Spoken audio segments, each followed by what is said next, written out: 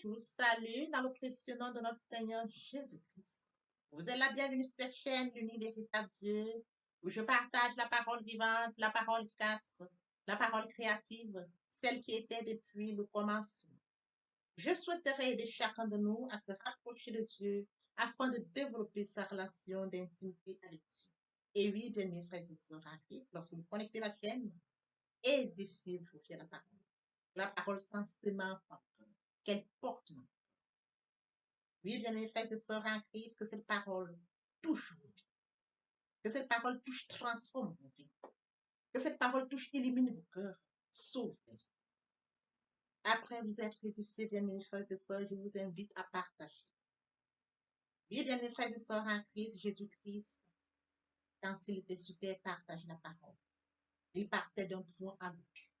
De nos jours, bien mes frères et sœurs en Christ, via les réseaux sociaux, nous n'avons pas besoin de nous déplacer, mais nous pouvons utiliser ce moyen pour partager la parole, toucher plusieurs aux esprits.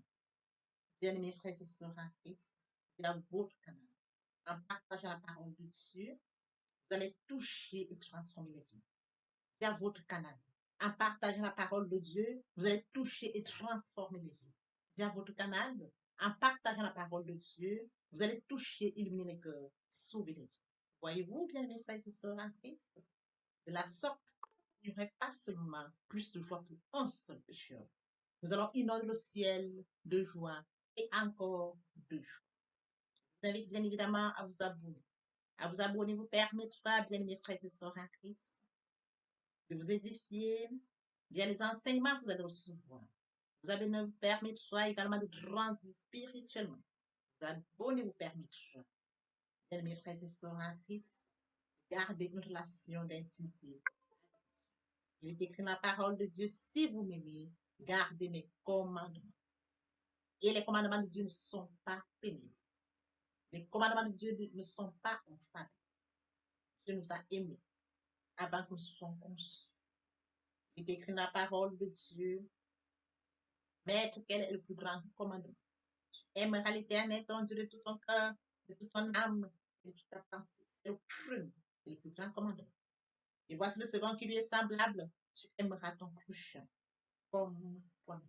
Et mon Dieu, et mon Dieu, et mon Dieu. Le Saint-Esprit est là.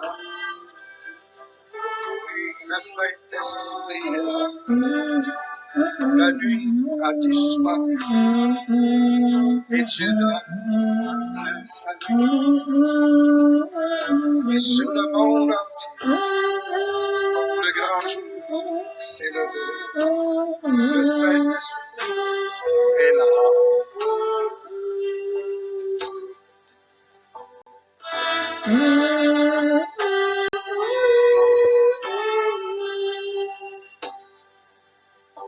Que tous les rachetés chantent la liberté, Christ a tout accompli, il a donné l'esprit, a tremblé l'enfer, car dans tout l'univers, le Saint-Esprit est là.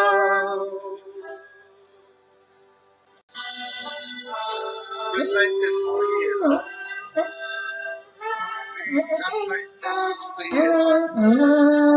La nuit a disparu et Dieu donne le salut. Et sur le monde entier, le grand jour s'est levé. Le Saint-Esprit est là.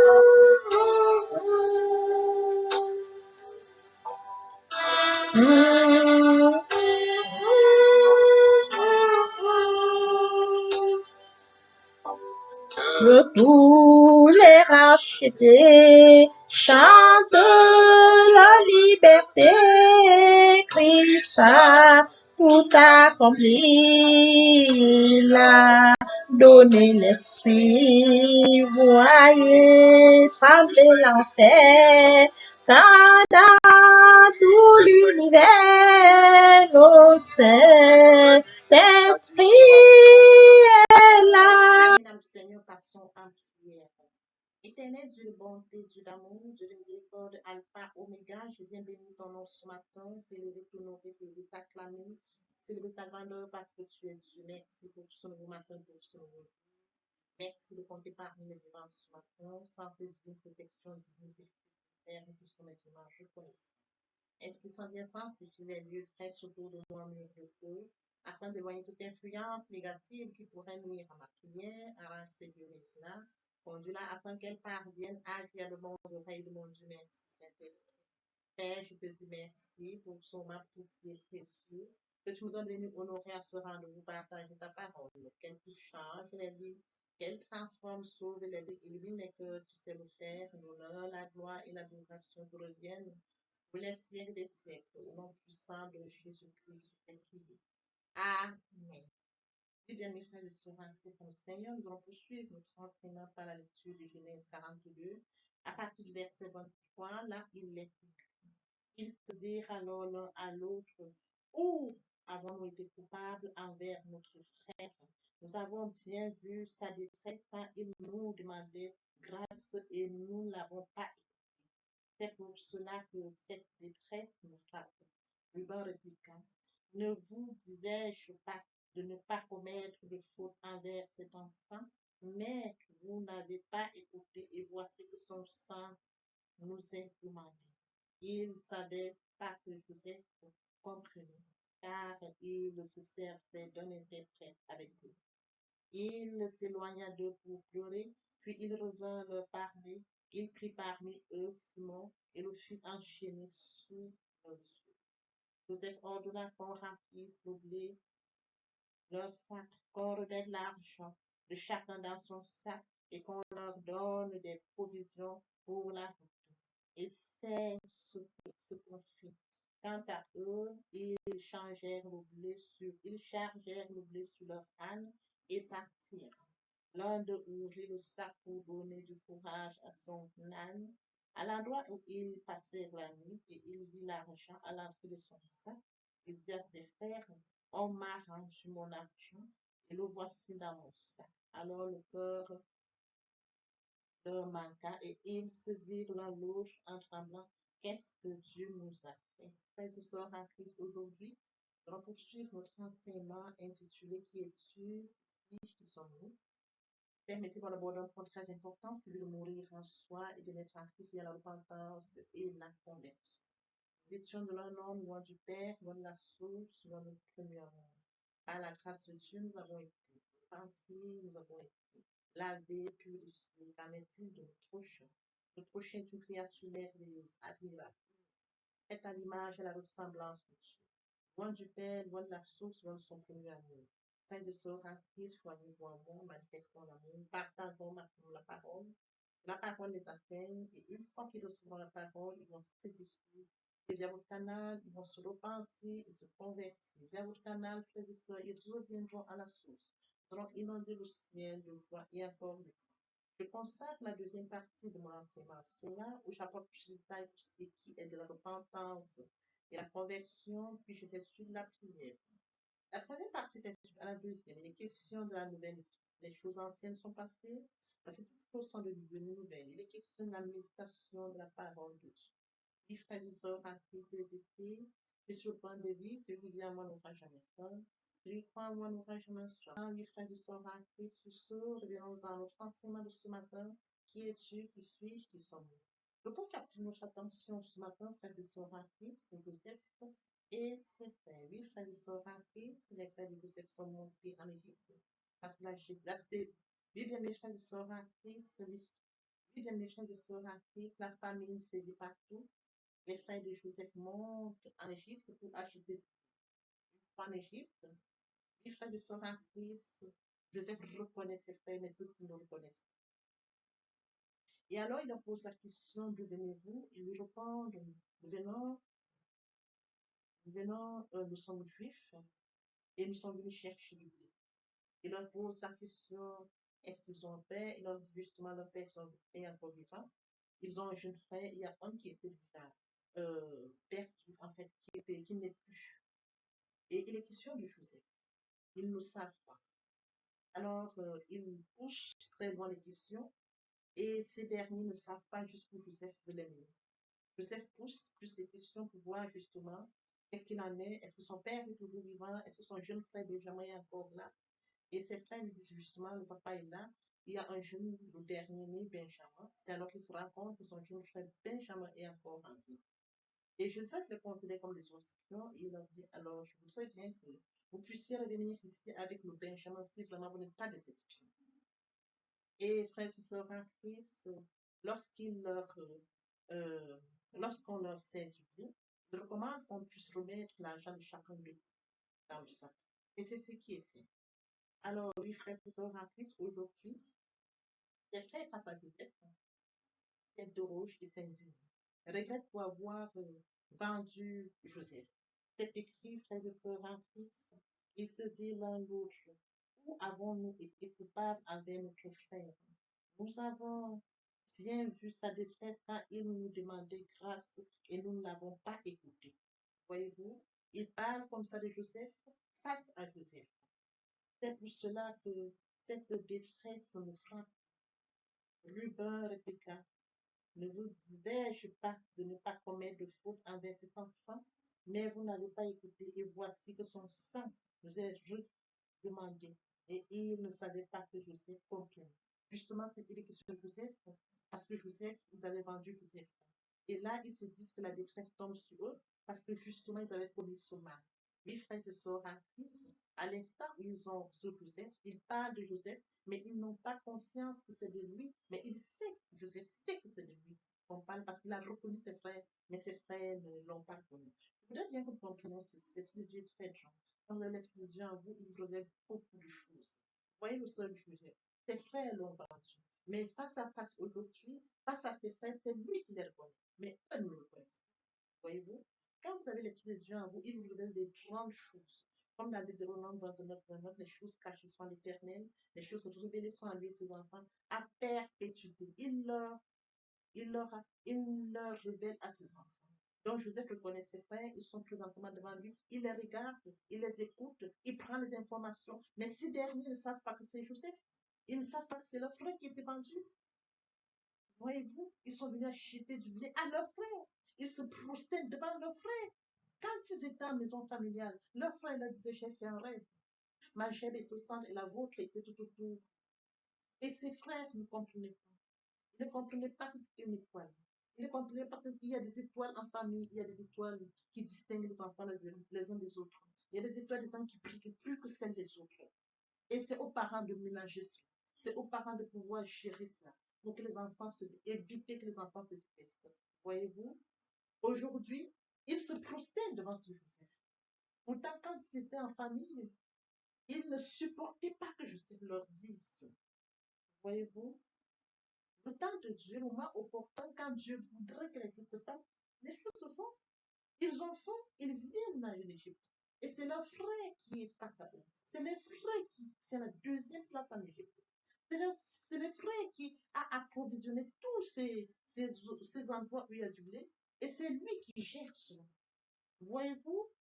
Alors, lorsque nous poussons frères et sœurs en Christ, il s'éloigna d'eux pour pleurer, puis il revint leur parler, il prit parmi eux Seigneur et fit enchaîner sous leurs yeux. Quel amour, il manifeste l'amour, il pleure, il écoute ce que ses frères disent, il se retire, il pleure. Quel amour il dégageait. Il avait l'amour de ses frères. Il écoutait ce qu'ils disaient, ça le touchait. Il se retirait, il coulait les larmes et il revenait. Il n'a pas fait mal à ses frères, il ne les a pas enfermés, il ne les a pas, comment dirais-je, il n'a pas utilisé une vengeance alors. Mais la stratégie qu'il adopte présentement, le fait de retenir Simeon, c'est de faire en sorte que ses frères reviennent. C'est pour qu'ils reviennent si justement ses frères et sœurs en Christ disent la vérité, ils reviendront. Et il sait que ses frères reviendront. Il dit, ok, s'il en est ainsi, je retiens Simeon, allez-y chez vous, rentrez à la maison et vous allez dire à votre père qu'il faudrait que le dernier vienne. Que vous reveniez la prochaine fois avec le dernier. Le dernier, c'est son jeune frère Benjamin. Il veut revoir Benjamin. Voyez-vous, il manifeste l'amour à l'endroit de ses frères. Il voudrait bien évidemment revoir Benjamin. Le dernier, alors lorsque nous poursuivons, Joseph ordonna qu'on remplisse le blé dans leur sac, qu'on remette l'argent de chacun d'eux dans le sac et qu'on leur donne des provisions pour la route. Et c'est ce qu'on fit. Quant à eux, ils chargèrent le blé sur leur âne et partirent. L'un d'eux ouvrit son sac pour donner du fourrage à son âne. À l'endroit où ils passèrent la nuit, et il vit l'argent à l'intérieur de son sac. Il dit à ses frères, on m'a rendu mon argent et le voici dans mon sac. Alors le cœur leur manqua et alors le cœur leur manqua et ils se dirent l'un l'autre en tremblant, qu'est-ce que Dieu nous a fait? Voyez-vous, Joseph a manifesté un amour profond à l'endroit de ses frères. En fait, ils sont venus acheter du blé, on leur a servi du blé, et à chacun d'eux, on a remis dans le sac l'argent qu'il fallait acheter du blé. Il n'a pas regardé à ce que ses frères avaient fait. Il n'a pas manifesté la jalousie ou la haine à cet endroit. Il a manifesté l'amour à l'endroit de ses frères. Il leur a servi du blé. Il a remis l'argent. Il a maintenu Simeon. Parce qu'il veut revoir Benjamin. Frères et sœurs, revenons à nous dans la vie. Il y a des situations où les personnes vivent en famille, comme celle de Joseph, et qui sont maltraitées, rejetées, repoussées par les siens, par ses propres frères. Quand bien même ces personnes quittent la famille, ils quittent la famille, ils coupent complètement le pont avec la famille. Je voudrais revenir à cela ce matin. C'est de vous faire comprendre que quand vous êtes en famille et que parfois en famille vous êtes incompris, restez figé, connecté à Dieu. Parce que si vous êtes connecté à Dieu, Dieu va vous exposer au moment opportun. Il va vous utiliser au moment opportun comme Joseph. Les vôtres, frères et sœurs en Christ, vont se plier devant vous comme Joseph. Lorsque votre étoile brille trop, en famille, parfois vous ne comprenez pas. Vous êtes incompris, vous êtes maltraité, vous êtes insulté. Et si vous avez la révélation, si vous avez conscience que vous avez un Dieu, et que l'Esprit de Dieu règne en vous, Dieu vous donne cette force de pouvoir vous retirer, il vous retire, et même s'il ne vous retire pas, il va vous amener à ce que vous puissiez, frères et sœurs en Christ, qu'il puisse se glorifier au travers de vous. Il utilisera tous les moyens pour faire comprendre aux vôtres qui vous détestent qu'il est le Dieu qui règne en vous. Voyez-vous, il fera tout pour tout le moment opportun se manifestera. Là, c'est le moment opportun. Ils ont faim. Ils vont en Égypte. Et devant leur propre frère qui est Joseph, ils commencent à parler. Chacun dit, ah si j'avais su. Peut-être la détresse, le fait que nous avons fait ceci, le fait que nous avons fait du mal à notre frère, c'est le propre frère dont on parle qui est devant eux. Et c'est lui qui va, c'est lui qui dit, qui gère toute l'Égypte. Voyez-vous, le moment opportun. La famine, ils sont là, ils regrettent devant tout. Alors que Joseph est encore en vie. Le moment opportun dans la vie, c'est quand Dieu vous utilise. Quand la rareté se fait. Le moment opportun dans la vie, c'est quand tout est là. Le moment opportun, c'est quand Dieu sait que vous qui êtes caché, vous allez donc sortir. Vous êtes la solution du moment difficile. Vous êtes la solution au moment où les gens se perdent, ils ne comprennent rien. Vous êtes la solution cachée de Dieu. C'est ça le moment opportun. Oui, l'histoire de Joseph est une histoire. Qu'importe où vous traversez, que ce soit en famille, en société, même dans la vie, au travail, quand on vous déteste, regardez à Dieu. Regardez à Dieu, le Dieu qui vous a conduit, qui a veillé sur vous, va vous montrer quoi faire, comment faire et où faire. Ne prenez pas l'avant, vous n'arriverez pas. Laissez Dieu vous conduire parce qu'il connaît le moment opportun. Si Dieu vous maintient dans la société, il sait qu'il va déclencher un moment opportun. Et là, il va se glorifier au travers de vous. Quand le moment opportun arrive, frères et sœurs, il n'y a pas d'autre solution que vous. Vous êtes la solution des solutions. Vous êtes la crème des crèmes. Quand le moment opportun arrive, frères et sœurs en Christ, il vous envie. Tous ceux qui vous ont insulté, qui ont maltraité, qui ont chuchoté, vous envie. Parce que Dieu vous utilise au moment opportun. Le moment opportun sont les distingués qui sortent. Le moment opportun, c'est la solution de Dieu qui sort. Le moment opportun est incomparable. Personne ne peut apporter solution. C'est de ça dont il est question. Le moment opportun, c'est un moment où personne ne s'attend, mais ça arrive. C'est un moment où il n'y a pas de solution, mais vous êtes la solution. Parce que Dieu se manifeste au travers de vous, via le Saint-Esprit. C'est ça dont il est question. Alors, le cas de Joseph ici est un enseignement qui devait être porteur. Quand nous tirons cet enseignement, c'est de comprendre que même en famille, au milieu de nous-mêmes, même avec les enfants, nous avons les enfants en famille, nous regardons les enfants, nous comprenons ça, c'est ça. Le Seigneur nous montre tel enfant, c'est là. Celui-là, c'est ça. Mais nous n'allons pas les confronter. Nous allons manager les enfants ensemble. Et nous allons manifester l'amour afin que les enfants s'aiment. Même en société, quand nous sommes dans une société, que les uns se détestent les autres, n'entrons pas dans ce jeu. N'allons pas jouer au jeu. Aide-moi à détester ou nous détestons. Non. Soyons très prudents. Soyons prudents. Parce que l'homme du moins opportun n'aime pas la haine. L'homme du moins opportun est réfléchi. L'homme du moins opportun est vigilant. L'homme du moins opportun, frères et sœurs en Christ, aime la paix, l'amour, la joie. L'homme du moins opportun regarde et Dieu le guide. L'homme du moins opportun ne prend pas le devant, mais c'est Dieu qui lui dit, là tu fais ça. Oui, l'homme du moins opportun, c'est le joker de Dieu. Dieu l'utilise au moment opportun. L'homme du moins opportun ne s'enorgueillit pas. Il est humble. Il est obéissant. Oui, ça c'est l'homme du moins opportun. Parce que Dieu aime les personnes humbles, les personnes obéissantes. Quand Dieu dit, mais là, il faut obéir. Avant cela, il faut obéir. C'est ça l'homme du moins opportun. L'homme du moins opportun, c'est celui qui sait mettre Dieu à l'avance. Il a dit, ce n'est pas moi qui dirais. Ce n'est pas moi qui donne la traduction ou l'explication du rêve de Pharaon, c'est Dieu. L'homme du moins opportun, c'est celui-là qui sait mettre Dieu au-devant de toute chose et de savoir que tout lui vient par la grâce de Dieu. Tout lui vient par la grâce et non un mérite. C'est ça l'homme du moins opportun. Oui, frères et sœurs en Christ, il faudrait que nous comprenions que Joseph ici est l'homme du moins opportun. Et Dieu suscite, ou alors il sait dans la vie de chacun de nous, quand nous avons une relation avec lui, il nous utilise au moment opportun. Papa, je t'aime. Papa, je t'aime. Oh. Papa, je t'aime. Tu es mon papa. Papa, je t'aime. Papa, je t'aime. Oh. Papa, je t'aime. Tu es. Voici maintenant, nous allons poursuivre les deuxième et troisième parties de notre enseignement. Partie riche importante pour compléter cette première pour notre édification. Sur ce, nous prêtons l'oreille pour la suite. Nous sommes connectés, nous bénissons, nous sommes bénis, bénis à tout moment, bénis dans notre vie de famille, bénis dans notre vie de couple. Nous prospérons comme ces plantes qui sont en bordure d'un cours d'eau, tel que mentionné dans Somme 1, 2, 3. Il ressemble à un arbre fermement planté au bord de l'eau, qui porte ses fruits à la saison et dont les feuilles ne se fanent pas. Et dans tout ce qu'il fait, il prospère dans tout ce qu'il fait. Parce que vous êtes connecté à la source, connecté à la racine, vous êtes connecté au Créateur de toutes choses. Vous êtes en connexion permanente. Bien-aimés frères et sœurs, méditer la parole de Dieu, c'est d'être prospère. Méditer la parole de Dieu, c'est d'être connecté à la source. Méditer la parole de Dieu, c'est d'être connecté au Père. Méditer la parole de Dieu, c'est grandir spirituellement. Méditer la parole de Dieu, c'est porter une maturité spirituelle. Méditer la parole de Dieu, bien mes frères et sœurs en Christ, c'est les témoignages qui en découlent. Témoignage sur témoignage. Bien mes frères et sœurs en Christ, le cas de Daniel est parlant, il est porteur. Je voudrais revenir à nous, bien mes frères et sœurs en Christ.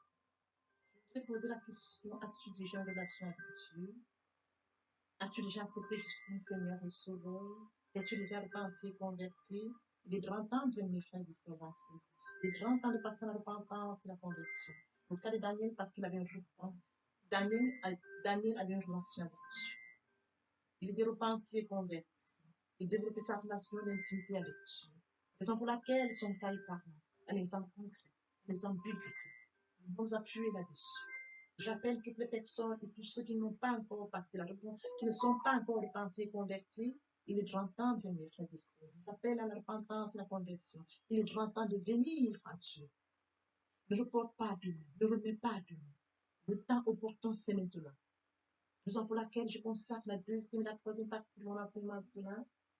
Oui, bien mes frères et sœurs en Christ, je te prie de venir à Dieu parce que lui t'a créé à son image, il t'a créé à son image et à sa ressemblance par amour.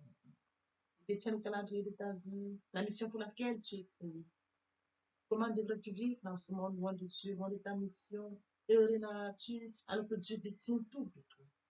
Il est grand temps, bien mes frères et sœurs, de revenir à la source, de revenir au Père, de revenir à ton Créateur. Oui, bien mes frères et sœurs, en qui j'appelle tous à la repentance et à la conversion. Merci. Merci. Papa, je t'aime. Papa, je t'aime. Oh, papa, je t'aime. Tu es mon papa. Papa, je t'aime. Papa, je t'aime. Oh, papa, je t'aime. Tu Bien, mes frères et sœurs, et mon Dieu, et mon Dieu, et mon Dieu. Voici le moment opportun pour poursuivre avec les deuxième et troisième parties. Maintenant, partie riche importante pour remplir cette première pour notre édification. Sur ce, nous laissons le temps de poursuivre notre enseignement. Seigneur, papa, je t'aime. Papa, je t'aime. Papa, je t'aime. Tu es mon papa. Papa, je t'aime. Papa, je t'aime. Papa, je t'aime. Tu es aimé, tu viens, mes frères et sœurs, c'est de comprendre le la foi. Aimer Dieu, c'est de manifester, c'est de comprendre que Dieu a tant aimé le monde. Après que nous ayons ils sont privés la gloire, mais Dieu dans son amour, bien immense, a passé son Fils à la croix. Aimer Dieu, c'est de comprendre le la foi. Aimer Dieu, c'est de comprendre qu'il a dit, Père, pardonne-leur, car ils ne savent pas ce qu'ils font. Aimer Dieu, c'est de comprendre qu'à Golgotha, il a dit, tout est accompli. Aimer Dieu, c'est de comprendre qu'il s'est sacrifié, qu'il est mort pour moi à la Golgotha. Aimer Dieu, c'est de comprendre que l'œuvre de la croix ne sera pas vaine. Aimer Dieu, bien mes frères et sœurs, c'est pardonner à mon prochain. Aimer Dieu, c'est de comprendre que l'apôtre Paul, celui qui a offensé Dieu, bien mes frères et sœurs en Christ, a accepté qu'il était réellement. Oui, bien mes frères et sœurs, aimer Dieu. C'est le Fils qu'on appelle péché. C'est de se mettre dans l'esprit. C'est de manifester l'amour envers mon Dieu et envers mon prochain. Oui, bien mes frères et sœurs, tu aimeras l'Éternel ton Dieu de tout ton cœur, de toute ton âme, de toute ta pensée sur le premier. Un commandement et voici le second qui lui est semblable. Tu aimeras ton prochain comme toi-même. Voici le moment où nous allons poursuivre notre enseignement. Vient les deuxième et troisième parties. La deuxième partie est consacrée, bien mes frères et sœurs en Christ, à ce point très important que de mourir en soi et de naître en Christ, vers la repentance et la conversion. Vous aurez plus de détails dans cet enseignement et une prière sera faite pour toutes les personnes qui ne sont pas encore repenties et converties. La troisième partie fait suite à la deuxième partie. Les questions, bien mes frères et sœurs, de comprendre ce qu'il en est de la nouvelle vie. Vous aurez toutes les informations. Dans ces parties, les complétations premières, complète le concept première pour notre édification. L'herbe sèche, la flotte tombe, mais la parole de Dieu demeure éternelle. Papa, je t'aime. Papa, je t'aime. Oh. Papa, je t'aime, tu es mon papa.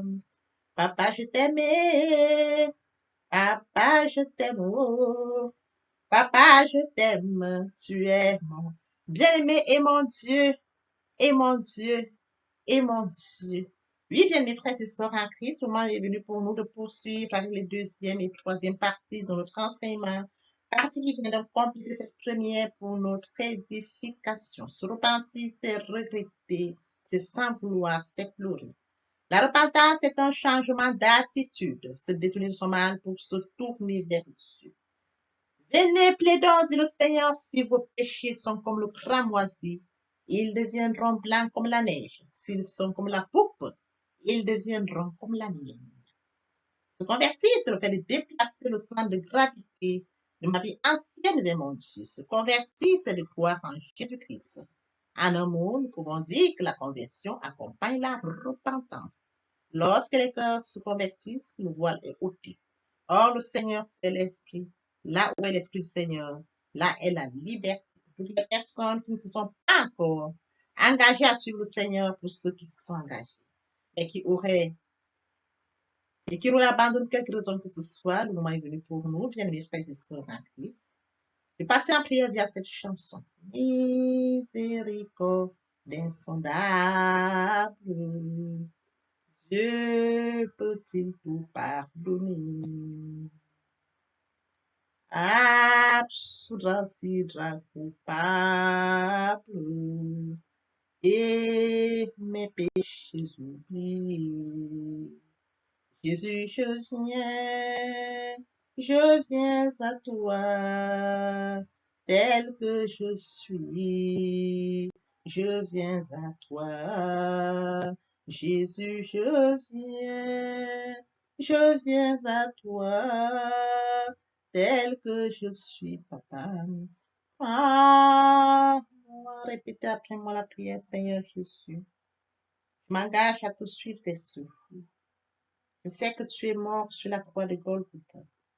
Le troisième jour, tu es ressuscité afin que je sois justifié. Merci, Père, pour l'œuvre de la foi. Merci pour l'amour que tu as manifesté au travers de ton Fils. Merci, Seigneur, pour le salut de mon âme. Merci pour avoir sauvé mon âme. Amen. Notre Père Céleste, merci pour les âmes précieuses. Merci pour l'engagement que tu leur donnes. Mon Dieu, mon roi, je te prie de veiller, de conduire, afin qu'ils y restent. Dieu qui sait faire, qui peut faire, je laisse entre tes mains. L'honneur, la gloire, l'adoration te reviennent pour les siècles des siècles. Au nom puissant de Jésus-Christ, je t'ai prié. Amen. Oui, bien, mes frères et sœurs, en Christ dans le Seigneur, après cette sincèrement repentie et converti, il faut y rester, il faut y demeurer. Comment le faire? Premièrement, invoquer le Saint-Esprit. L'Esprit Saint prendra contrôle durant la méditation. Poursuivre la lecture du verset ou du texte qui servira d'appui durant la méditation. Matthieu 4, 4, l'homme ne vivra pas seulement de pain, mais de toute parole qui sort de la bouche de l'Éternel. Méditer la parole, c'est l'approfondir, c'est la mûrir, c'est aller en réflexion profonde. Ce livre de la loi ne s'éloigne point de toi, médite-le jour et nuit. Et oui, bien, mes frères et sœurs en Christ, après avoir médité la parole, nous devons recevoir la parole. Recevoir la parole via la foi. La foi est une ferme assurance des choses qu'on espère, une démonstration de celles qu'on ne voit pas. La foi vient de ce qu'on entend. Ce qu'on entend vient de la parole de Dieu, de par conséquent. La foi vient de la parole de Dieu. Recevoir la parole via l'obéissance. L'obéissance veut mieux que le sacrifice. Et l'observation de sa parole vaut mieux que la rébellion. Après cela, bien aimé, il faut mettre en pratique la parole. On donne que ce qu'on reçoit. Et oui, bien mes frères et sœurs en Christ, lorsqu'on plante une graine, on s'attend à la récolter. Et oui, bien mes frères et sœurs en Christ, lorsque nous plantons, nous attendons une récolte. En louange la parole, l'adoration la parole. Et oui, bien mes frères et sœurs en Christ, en louange la parole, à l'adoration la parole, en jeûne et prière la parole, déclarer la parole au moment opportun. Nous observons toutes ces étapes, nous verrons que nous allons grandir spirituellement, en gardant une relation d'intimité avec Dieu.